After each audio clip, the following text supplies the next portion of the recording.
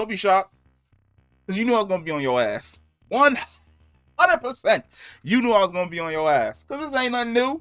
We've been here before. We have 100% been here before. Because for whatever reason, with this fandom, we have this mental block that refuses to allow us to separate an actress from her character or an actor from their character. These actors and actresses, they don't write the lines. They don't. All they do is act out the lines and the screenplay as they're being directed by whoever is directing the film or producing the film. They're taking their cues from what was already discussed and written down and put through from the storyboard department over to the production department. That's it. But we've been there before. Star Wars fans have been there before. It's been a dark kept secret. Every once in a while it creeped out on the social media, and then we would kind of like forget about it as though it didn't exist. But it was always in the background. Racism, sexism, death threats, actors and actresses basically being on suicide watch. We've been there before. Jar Jar Binks, the fandom damn near drove that dude to suicide. I'm a part of the fandom, and if you're a part of the fandom, like you love Star Wars, you're a part of the fandom too. Like, we as a fandom drove an actor whose face wasn't even on screen, who was just playing out a character as George Lucas wrote him to be this corny goofball. We drove that dude to literally be standing on a bridge trying to contemplate whether or not he should jump off and end his life. Jake Lloyd, kid. Fucking child. 10, 12 years old. We had Jake Lloyd convinced that no one in the Star Wars community liked him. That he was the scum of the earth. That he was a piece of shit. A 12-year-old kid. We had convinced that he was the scum of the earth, piece of shit, and that he should kill himself. We fucked up Jake Lloyd's life. The Star Wars fandom. And like I said, I'm going to keep referring it to us as we, because I'm a part of the fandom. I've never taken any shots, but I've never spoken up about this situation before like I am right now. Like, we've basically sat around and we've allowed these people to basically sit around in our community and do this bullshit for years. Every single time something new comes out, it creeps up to the surface again. Kelly Marie Tran, same thing. Sexist bullshit. Attacks on her weight, attacks on her race, attacks on her acting. It's like, she didn't write the fucking lines for the character. If you have any complaints about her character, fucking out. Don't. But the person to blame is Rian Johnson.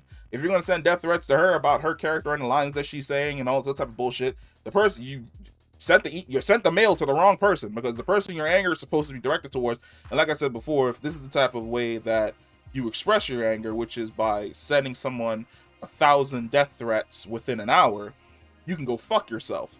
But for the most part, your anger was misplaced. She didn't have anything to do with that. She was hired for a job. She came on, she did a job. She portrayed the character the way it was supposed to be portrayed in the script. She collected her check and she went home. But instead of just going home and being celebrated for being a part of Star Wars, she had to deal with bullshit. And guess what? In the very next movie, I will always look at the big role she got in The Last Jedi, and then the super role, which was reduced in The Rise of Skywalker, as a side effect of basically the vitriol that was the fan backlash. Well, we've been here before. Every single time something new comes out, these shitheads come out of the woodwork. Tamara Morrison, he had to deal with that too during Book of Boba Fett. And he had like a really hilarious response for like the interview thing, where he was basically like, doesn't matter to me whether or not you like me or not, motherfucker, I'm getting paid. And I'm gonna keep on doing this Star Wars shit as long as Disney and Lucasfilms wants me to do the Star Wars shit. Moses Ingram, she responded the correct way. I'm rich. I'm making money. Like, I'm having a ball. I'm seeing all the people who enjoy me, and I'm loving the fact that they enjoy me. That's how you gotta approach this shit. Because what has happened before is that when these people, like I said before, you can dislike a character, but when your dislike for a character, because here's how I know people are full of shit. No one was sending death threats to Joffrey on Game of Thrones. Like, you weren't sending death threats to him. If anything, people were celebrating the fact that his character was like literally despised, even though he was doing diabolical shit. Nobody's sending death threats to like Homelander or Butcher or any of those other fucking characters in any way, shape, or form. But it's always the Star Wars universe. It's always the Star Wars universe that takes time out of their day to do fuckery like this. And I just don't understand why.